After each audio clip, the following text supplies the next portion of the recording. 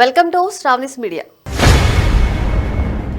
AP సచివాలయంలో కలెక్టర్ల సమావేశంలో చంద్రబాబు కీలక వ్యాఖ్యలు చేశారు.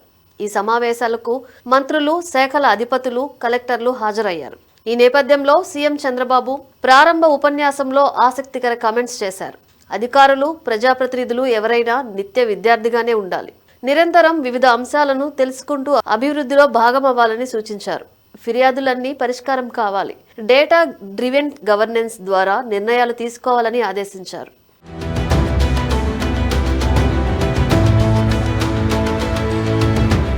ఈ సందర్భంగా ఉప ముఖ్యమంత్రి పవన్ కళ్యాణ్ పై ప్రశంసలు కురిపించారు.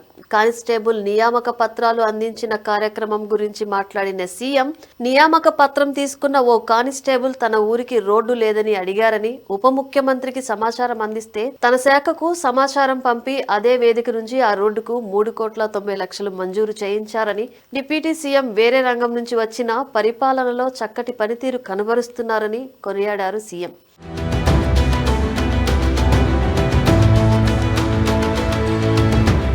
ఈ సందర్భంగా పీపీపీ విధానంపై మాట్లాడారు చంద్రబాబు.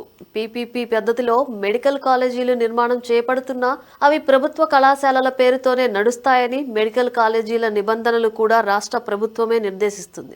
70% మందికి ఎన్టీఆర్ వైద్య సేవలు ఆయా కళాశాలల్లో అందుతాయి. సీట్లు కూడా పెరిగాయన్నారు.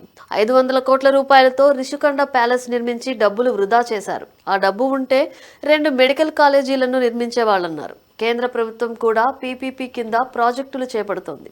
రోడ్లను పీపీపీ ద్వారానే నిర్మిస్తున్నారని విమర్శలు చేస్తే భయపడేది లేదు. వాస్తవాలన్నీ ప్రజలకు తెలియాలన్నారు సీఎం.